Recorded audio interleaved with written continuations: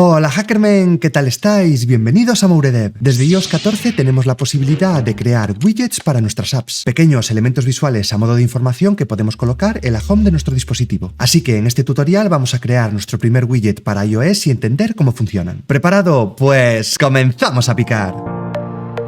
Bienvenidos a Mouredev by Bryce Moure. Tutoriales de programación y desarrollo de app iOS y Android. Mi nombre es Bryce Moure, soy desarrollador de software profesional desde hace más de 11 años. Si te gusta este tipo de contenido, ya sabes que la forma más fácil de apoyarme es suscribiéndote al canal y siguiéndome en redes sociales. Con la llegada de iOS 14 se nos presentó una nueva posibilidad para enriquecer nuestros desarrollos de aplicaciones, la capacidad de crear widgets asociados a estas. Por eso utilizaremos este tutorial para crear nuestro primer widget desde cero, deteniéndonos en cada una de las partes que considero esenciales. Lo primero que debemos saber es que para trabajar con widgets, Apple creó el siguiente framework llamado WidgetKit. En él se encuentran todos los mecanismos para crear e implementar widgets en nuestras apps. Te dejaré los enlaces a la documentación oficial en la descripción del vídeo, y aunque en este tutorial hagamos un repaso por las partes más importantes, te recomendaría que los leyeras con detenimiento, ya que será la mejor forma de conocer todas sus capacidades. Aparte de WidgetKit, lo siguiente que tendrás que conocer es que para crear widgets necesitamos SwiftUI, el framework de creación de interfaces de usuario más actual para sistemas Apple. Si quieres dar tus primeros pasos en SwiftUI, te dejo por aquí un tutorial desde cero. Lo último que te quiero contar antes de comenzar a crear nuestro primer widget es que la información de los widgets tiene que ser relevante, tiene que aportar valor sobre nuestra aplicación y debe mostrar datos que luego nosotros ampliemos en el momento que el usuario entra a la app. El usuario no podrá interactuar con el widget, únicamente hacer clic en él para abrir la app. Todo esto es debido a que nos encontramos con un elemento que siempre está visible en la home y que el propio sistema tiene que optimizar muy bien su uso y evitar que consuma recursos y uso de batería innecesarios. Por eso, a la hora de actualizar la información del widget, también trabajaremos de una forma muy concreta que veremos desde código. Así que comencemos con la parte práctica. Aquí tengo creado un proyecto desde cero en Xcode con SwiftUI, que por defecto nos crea una vista con un texto que dice Hello World. Para crear un widget asociado a nuestra app tendremos que hacer lo siguiente. Nos iremos a File, a New y a Target. En el listado de los Target buscaremos Widget y aquí seleccionaremos Widget Extension y pulsaremos en Siguiente. Le daremos un nombre al widget, por ejemplo My First Widget. Y aquí tendremos una opción muy importante, que es si queremos incluir una configuración para intents. Básicamente hay dos grupos grandes de widget, los widgets de tipo intent y los widgets de tipo estático. Los widgets de tipo estático únicamente presentan información y no necesitan ningún tipo de información por parte del usuario. Por otro lado, y a grandes rasgos, los widgets de tipo intent necesitan algún tipo de información. Por ejemplo, un widget que nos muestre información sobre el tiempo puede que llegue a necesitar que el usuario introduzca el código postal. Por lo tanto, necesitará una pequeña configuración por parte del usuario. En nuestro caso, ya que estamos ante un tutorial desde cero y este es nuestro primer widget, crearemos un widget estático. Si quieres que traiga un tutorial más avanzado sobre widgets, déjamelo en comentarios. Así que dejamos desmarcada la opción y pulsamos en Finish. Se nos preguntará si queremos ya seleccionar esta extensión. Podemos decirle que cancelamos. Y hecho esto, se añadirá una nueva carpeta a nuestra jerarquía, en la que, al igual que en nuestra app tenemos una vista por defecto, también tendremos una vista por defecto, pero en este caso para el widget. La seleccionamos y pulsamos en Resume para visualizar una preview. Y veamos lo que sucede. Aparentemente ya tenemos un widget creado, pero si mostramos únicamente el código, seleccionamos el editor, lo que veremos es que ya tenemos bastante código creado por el sistema. Así que directamente lo que vamos a hacer es borrar ciertas partes e ir construyéndolas poco a poco y desde cero, para así entender cómo funciona cada una. Ya que, como decía al principio del tutorial, los widgets se comportan de una manera muy concreta y debemos respetar ciertas condiciones que nos va a establecer el sistema. Borraremos todo lo que hay dentro de Timeline Provider. Borraremos todo lo que hay dentro de Timeline Entry y vamos a comenzar a entender cada una de estas partes. Lo primero que veremos es que nuestro widget tiene un fichero principal para representar la vista, llamado en este caso myfirstwidget.swift, y también un directorio de assets, para que podamos añadir al proyecto diferentes elementos visuales como imágenes, colores o iconos. Y por último, un fichero de configuración. Nos centraremos básicamente en el fichero Swift y en concreto comenzaremos por este bloque anotado como main. Este es el primer bloque de código que se va a ejecutar en el momento que se inicia un widget. Este bloque de código lo podemos dejar como está y simplemente retocarlo. Tendremos un nombre para identificar nuestro widget y también un texto asociado y una descripción que, por ejemplo, podemos modificar. En mi caso he puesto que el nombre que queremos que se muestre sea mi primer widget y la descripción este es mi primer widget de ejemplo. Vemos que nuestro widget se ha creado de forma estática. Si recuerdas, te he contado que teníamos widget de forma estática y de forma intent. Un widget estático necesita un tipo, que simplemente es un nombre que nosotros le hemos dado, y un proveedor que implementaremos a continuación. En base base a este proveedor crearemos una vista, que es esta Entry View. Esta Entry View simplemente le pasamos la entry, que va a poseer los datos que nosotros queremos mostrar en el widget, y un body de tipo View, igual que tenemos en cualquier vista de SwiftUI. Aquí será donde creemos los elementos visuales que van a mostrar la información, que es lo que veíamos en el momento que creamos por primera vez este widget. Por último, abajo de todo, e igual que en cualquier vista de SwiftUI, tendremos una preview, simplemente para previsualizar en el canvas cómo va quedando nuestra vista, sin necesidad de iniciar continuamente el simulador. Entendida la estructuración inicial, vamos a ir creando nuestro widget. Vamos a ir deteniéndonos en cada una de las partes necesarias y explicando cómo funciona en concreto. Como comentábamos, a nivel visual los datos llegan en forma de una entry, una estructura para encapsular todos los datos que queremos pintar en el widget.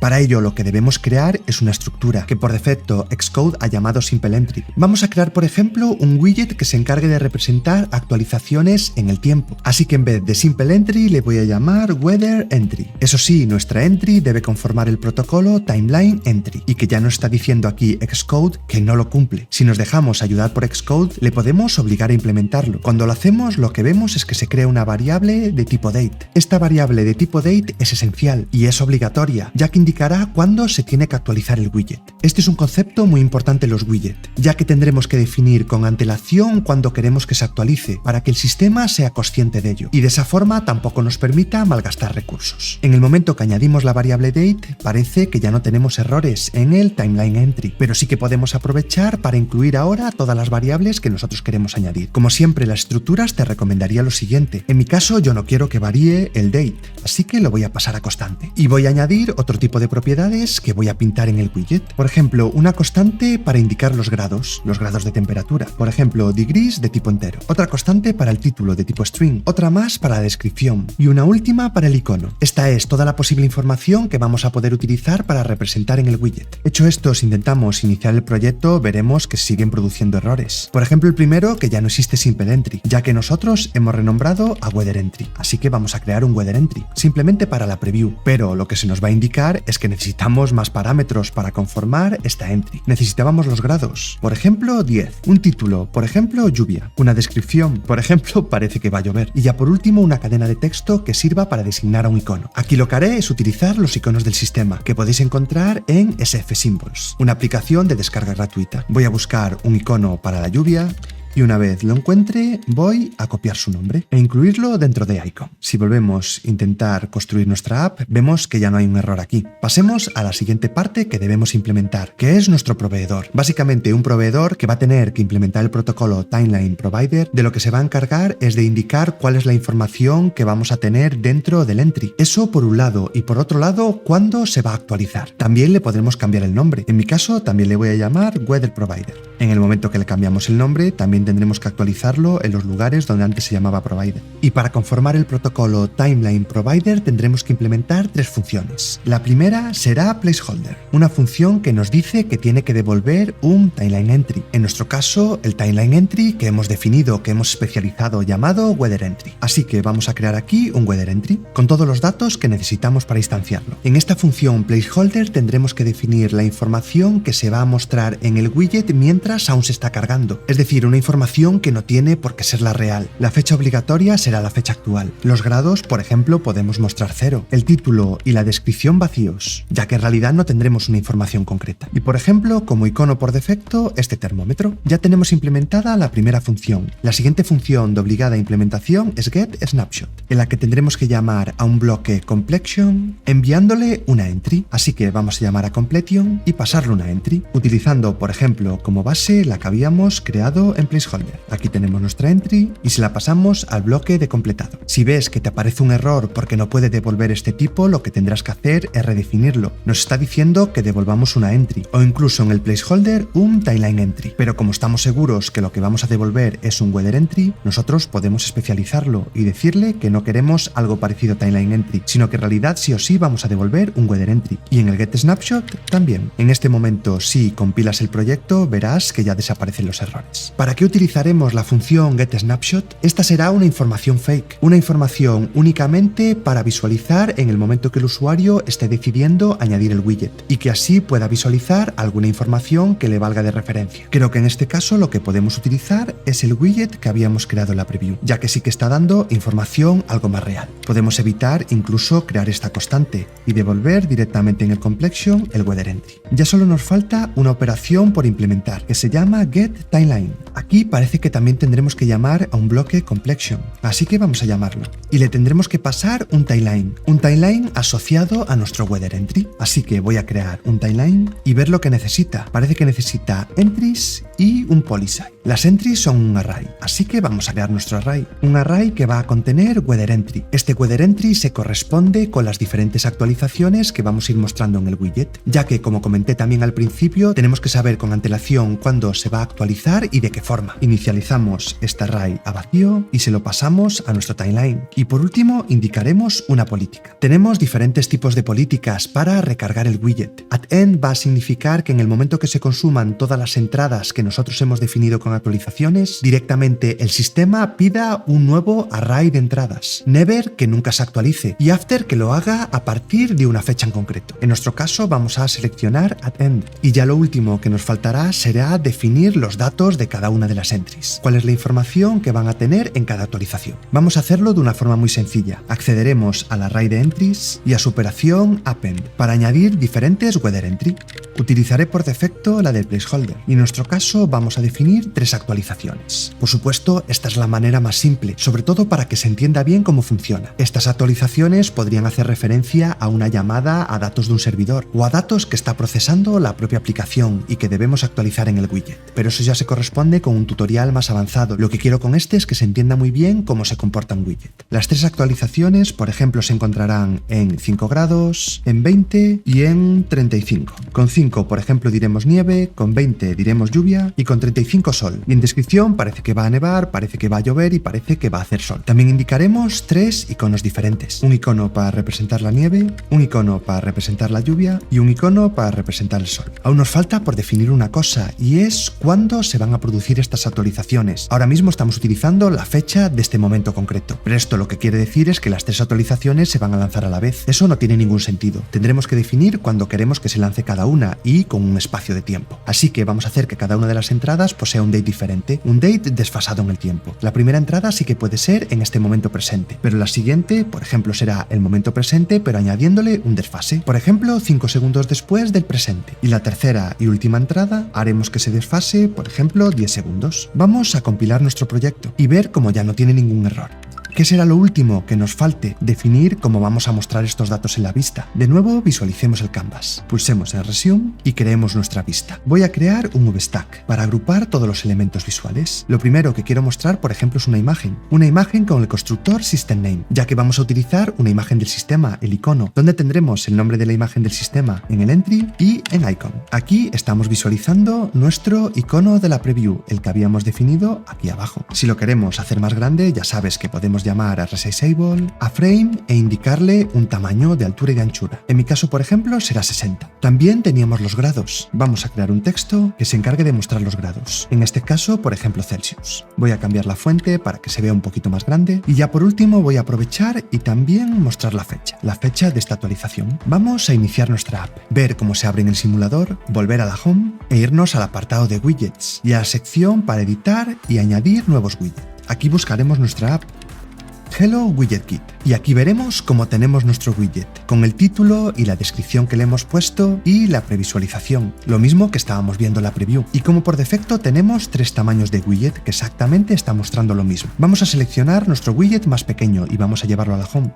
Aquí tenemos el widget. Si lo seleccionas, se abrirá nuestra app. Y si dejas pasar cierto tiempo, verás como poco a poco se va recargando y va mostrando cada uno de los 3 estados que hemos definido, ya que en el momento que se consumen esos 3 estados, el sistema intentará pedir otros nuevos. Eso sí, siempre a decisión del sistema, siempre que el sistema posea los recursos suficientes y nuestra aplicación no esté haciendo un mal uso de esas actualizaciones. Si desde tu app quieres forzar el reinicio, será tan fácil como escribir lo siguiente. Por ejemplo, nos vamos a la vista principal de la app. Voy a cambiar el texto para que diga Hello Widget Kit, vamos a añadir nuestro texto dentro de un VStack y vamos a crear un botón. El texto del botón dirá Update Widget. Y la acción será la siguiente. Vamos a importar en primer lugar WidgetKit y en el momento que hagamos clic en el botón llamaremos a Widget Center, a Share y a Reload All Timelines. De esta forma, desde la app podremos forzar que se recargue el timeline, que se recargue la ejecución y la carga de datos de nuestro widget. Iniciamos la app, vemos cómo se está actualizando, pero si nosotros entramos dentro y pulsamos en Update Widget y volvemos a la Home, veremos cómo vuelve a comenzar en el primer estado, el estado de nieve que pasa al estado de lluvia y ya por último que pasa al estado de sol. Desde nuestro widget veamos algo más.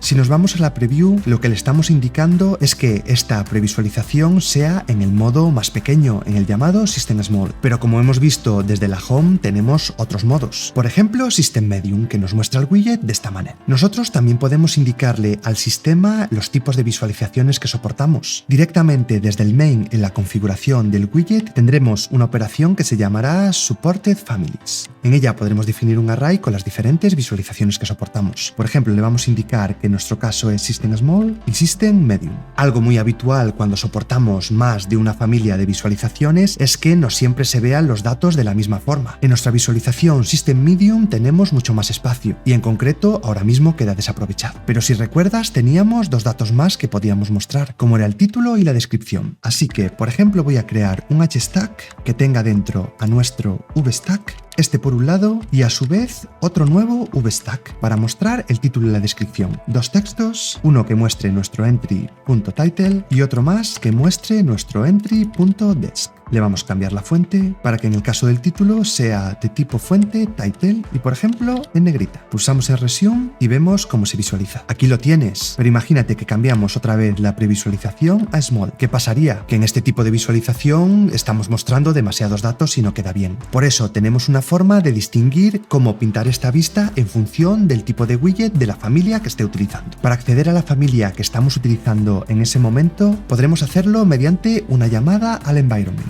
ya que Widget Family, digamos, es una variable del sistema, una variable a la que podremos acceder desde cualquier vista con SwiftUI. Una vez tenemos el acceso a la Family, lo único que tendremos que hacer es decidir qué vamos a pintar en este caso. Voy a crear un if, acceder a la familia, y si la familia es System Medium, solo en este caso es cuando yo voy a pintar los datos del título y la descripción. Por eso, si ahora pulsamos en Resume, veremos que la visualización Small ya no aparecerá título y descripción. Iniciemos por última vez nuestra app y vayámonos al simulador. Volvamos a la Home, editemos los widgets para añadir uno nuevo, busquemos nuestro widget y ahora veremos como solo tenemos dos posibilidades, la Small y la Medium, las que hemos delimitado desde código. Y como veremos que en cada caso se va a visualizar de una forma. Utilicemos en este caso el segundo widget, el de familia Medium. Vamos a llevarlo a la Home, vamos a iniciar la app, vamos a forzar la actualización y vamos a ver cómo ambos se van actualizando a la vez, pero como en cada caso van a mostrar datos diferentes, sobre todo atendiendo al título y la descripción. Estos son los principios básicos que debemos conocer para trabajar con widgets y que debemos tener presentes durante su desarrollo. Ahora ya depende de ti buscar la forma en la que mejor puedan encajar los widgets dentro de la funcionalidad de tu app. Si quieres un tutorial más avanzado, recuerda decírmelo por comentarios, así como darme tu opinión sobre lo que hemos visto hoy. Si te gustan los vídeos del canal y no quieres perderte las actualizaciones semanales, recuerda suscribirte al canal, activar la campanita y seguirme en redes sociales como @mouredev, en Twitter, en Instagram y sobre todo en Twitch, donde hacemos directos hablando sobre programación y tecnología de lunes a viernes, y donde también programamos en directo nuestra app TweetTimer. Si aún quieres colaborar más con la comunidad, recuerda que tienes el servidor de Discord, donde ya somos casi 4000, y que también puedes utilizar los mecanismos de miembros del canal en YouTube y de suscriptores en Twitch. Muchísimas gracias, como cada semana, a todos aquellos y aquellas que colaboráis de esta forma. Gracias de verdad por ayudarme a seguir creando contenido. Te dejo con un par de vídeos sobre desarrollo de software que pueden interesarte. Nos vemos muy pronto en un nuevo tutorial. ¡Hasta otra, Hackermen!